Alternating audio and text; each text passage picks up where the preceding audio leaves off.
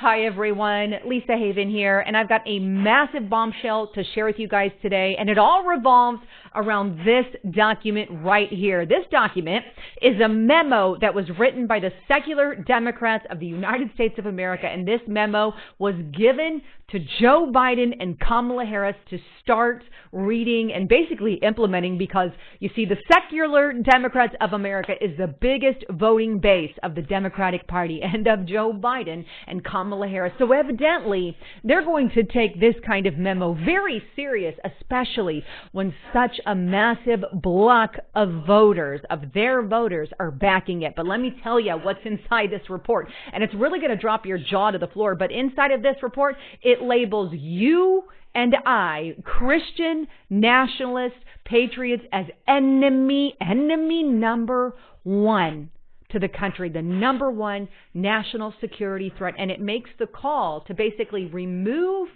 any and all religion, all of it, all religion. So if you're a Christian, you're a Jew, you're a Muslim, you're whatever religion, a Buddhist or whatever, this affects you. It's just not Christians, it's all of us that are impacted. And basically what they're saying is make the entire government, our entire educational institutions and all of it secular. In other words, we're all going to follow the little god of secularism because it's a false god, or basically the government becomes God. Isn't that exactly what is written in the Bible? All of this is spoken of in Bible prophecy, but and as a Christian, I'm sharing that part of it, of course. But let's get into this report here, because you guys really need to see what's going on with this document. Before I get into it, though, I want to encourage you guys to check out restrictedrepublic.com. This is a website that I started with Justice Knight and myself, and in all honesty, there's a massive attack,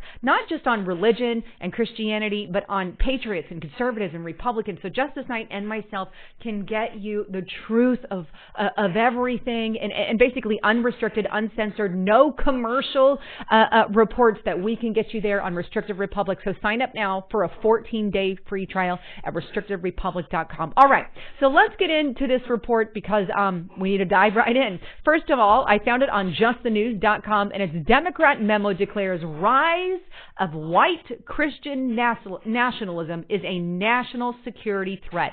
A political action committee and a group of Democrat lawmakers want Joe Biden to pursue a secular agenda that pushes back religious liberty gained under President Trump. And even more than that, not just what was gained under President Trump, but it goes back to take us so much further than where President Trump has brought us. But let's get into this report. For starters, it's found on the Secular Democrats of America, and they give you a quick demographic here of what it's on. And it says, nation's fastest growing religious demographic urges, and they're calling themselves the seculars, the fastest religious demographic, and they truly are, right? But they're urging Biden and Harris administration to restore separation of church and state. But as I said before, it's so much more than that, right? So let's get into the document.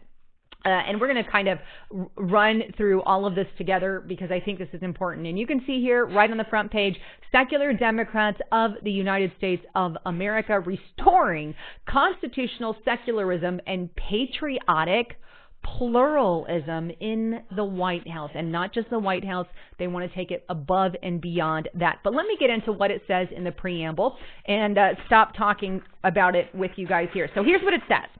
The Secular Democrats of America, PAC, has prepared this document for the Biden-Harris campaign to provide recommendations that will not only reverse the damage done by Trump administration, but boldly restore a vision of constitutional secularism and respect in the land for religious and intellectual pluralism. It goes on, we urge you to lead our nation on a path that revives the founders' vision of religious freedom in our own government and promotes a unifying patriotic pluralism, not dogmatic religious chauvinism in American society. We believe that this is the moment not only to enact policies to advance constitutional secularism, but to position the Democratic Party to take back the mantle of religious freedom or no religious freedom, in other words, in my opinion, and pluralism from the Republican Party. In other words, they're saying this is the Democrats' time to shine,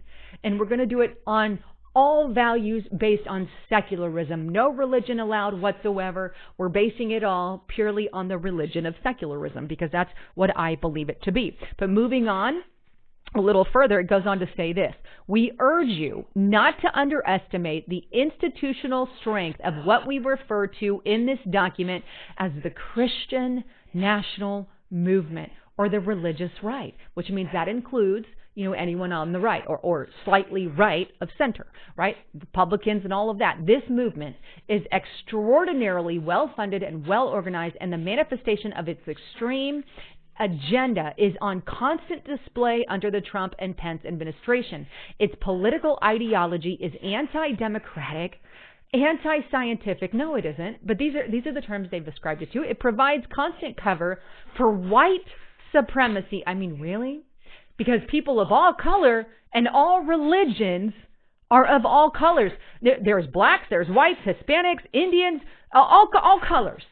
It's not just for white people. And I'm getting so tired of that. But anyway, moving on a little bit. And it advances a reactionary economic policy, tax policy, and dominist view of the environment that undermines our capacity and will to address the climate crisis. So in other words, they're keeping us from addressing the climate crisis. No, it's because we read the Bible and know what's going on. Its agenda rests on a pinched interpretation of biblical principles preached by Christian nationalist leaders and thought leaders with their political agenda sanctioned by a higher power.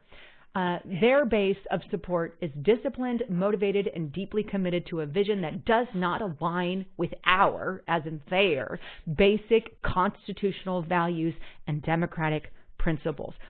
We ask that you counter this movement's narrative by actively working to dismantle its grip on our government and counter its inaccurate and revisionist messaging around our nation's founding. What they're basically asking for here is telling Christians or any religion, you can only practice at home or at your church. Outside of that, you're not allowed to practice or believe certain things, or you can believe them as long as you're not talking about them. That is impossible for anyone of any religion to try to do, because if you're a Christian or whatever religion you are, you're going to practice everywhere you go. That is the very aspect of religion and Christianity and all of it. But it goes on a little bit to say this: the constant entanglement of religion and government promoted by the religious right and intensified by the Trump administration sweeps far beyond hot-button cultural war issues like abortion and contraception.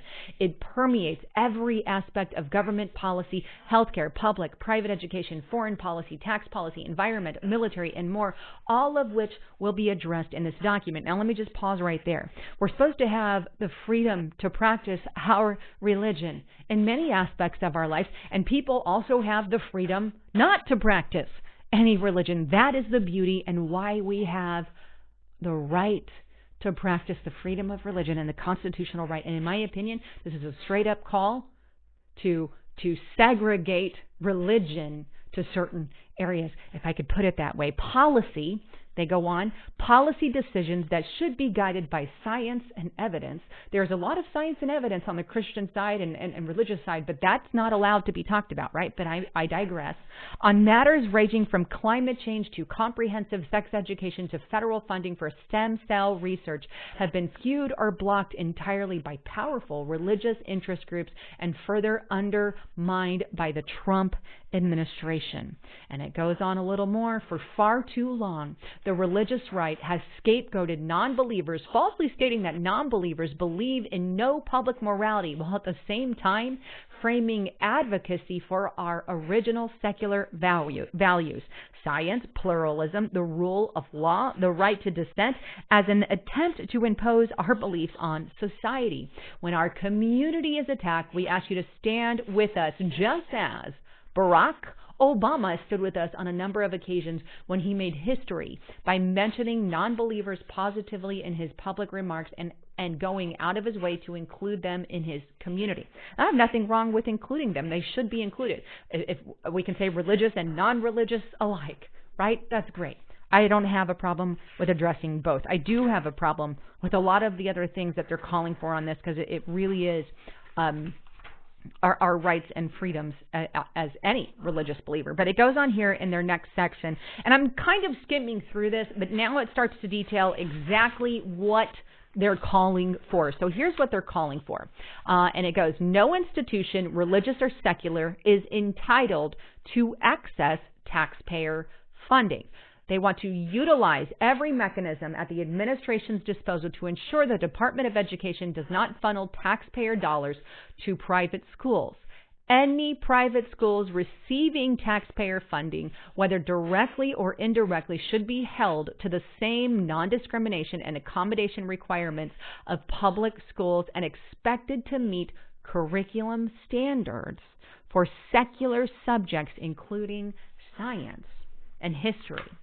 Where Supreme Court decisions are held to require government funding for religious schools or other religious programs, the administration should seek to ensure that that funding cannot be used for religious purposes. Where it funds religious groups providing secular services, it should use the authority that comes with the provision of such funding to ensure that the services provided are delivered equally without favor and reach the level of quality that the public, blah, blah, blah, go on from there. But there you have it. Basically, they want to be able to say, if you're a private Christian school or a private religious school, you should not be able to accept any kind of funding. Well, okay, if you're going to do that, then we, as religious people, as Christians, as I'm a Christian, then we should be able to exempt ourselves from things that we don't agree with, or whatever it is. A lot of Christians have issues with abortion. We should be able to say we don't want our dollars going to that, and we should be able to exempt ourselves from that, right? But this is what they're calling for here. And instead of saying both sides of the fence, they say, nope, Christians still have to go forward and do things regardless if they agree with it or not. But I go on. All rules, regulations, memorandums, and other actions regarding federally administered healthcare programs that sanction denial of care on the basis of religion must be repealed. In other words, it doesn't matter what your religious belief is. You have to do this surgery or whatever it is for this person. Let me say, if the person wants to do a surgery, great. Let them do it, right? But if somebody doesn't want to give them that surgery because of something they believe, whether they're Jew, Muslim, Christian, or whatever, fine. Why would we force someone to do something that is against the very thing that they believe they can and can't do? The very definition of religious freedom is to allow them to exempt themselves from that. But that's not what they're calling for here. And by the way, if I was somebody who wanted that surgery or wanted whatever surgery I had to get and somebody didn't want to give it to me, I sure the heck wouldn't want to get it from them anyway. That's the stupidity of it, you know? I mean, I'm not going to go and ask for a certain surgery and somebody says that's against my religious belief. I'm not going to go to that person then. I don't want anything to do with that person. I'll go to somebody else. But they have every right to deny it. And here they're saying they don't.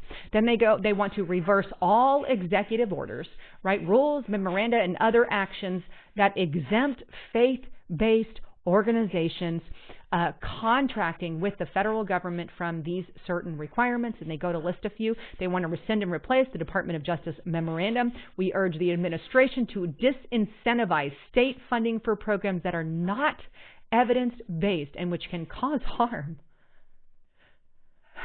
by spreading misinformation such as crisis, pregnancy centers, and abstinence-only education programs. Wait, what?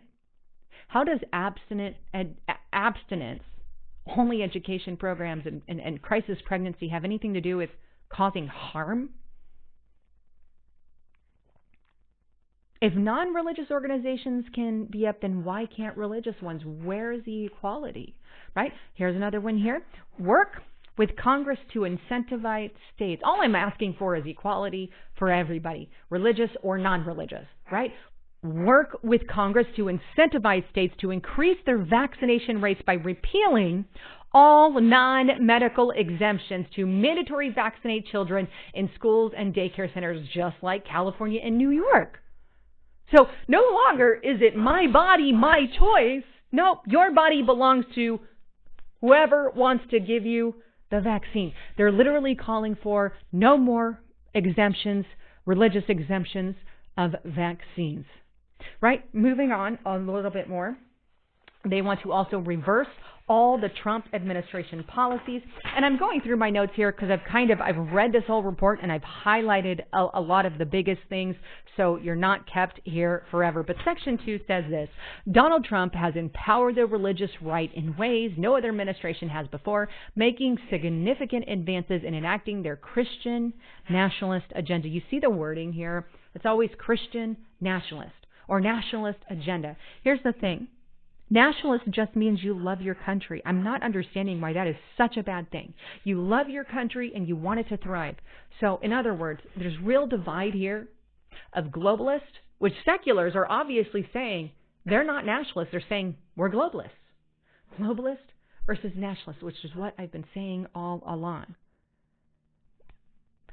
Moving on. In addition to our recommendations pertaining to executive agencies, we propose working with Congress and governors to advance secular agendas at all levels of government. In other words, they want the government secularized 100%. No religious people allowed in there. And if you are religious as a government person, you have to leave it at home. You have to leave it at church. We strongly recommend coordinating closely with the Congressional Free Thought Caucus and on issues in Congress affecting religious freedom, separation of church and state, and scientific integrity. In 2008, they created this, and it was founded in large. Basically, it was founded by, you've got some of these people who are representative here, and they are Democrats, right? But it's a caucus that they say should be the end all and have the solution, and that's who the government or Biden and Harris should seek information from. And I have no doubts that they will definitely implement some of this stuff. It's already happening all across our country. But moving on, restoring constitutional secularism. They oppose any and all religious displays on government property and recognize this issue's importance as a matter of basic constitutional respect that is not, as is sometimes portrayed, only of concern to non-atheists. So they're calling, basically, in these next few sections here, the removal of any and all religious displays in public places. Then it goes on. They also want to issue guidance that clarifies the duty and obligation of government officials to separate their personal religious beliefs from their work. Moving on a little more, and you know that's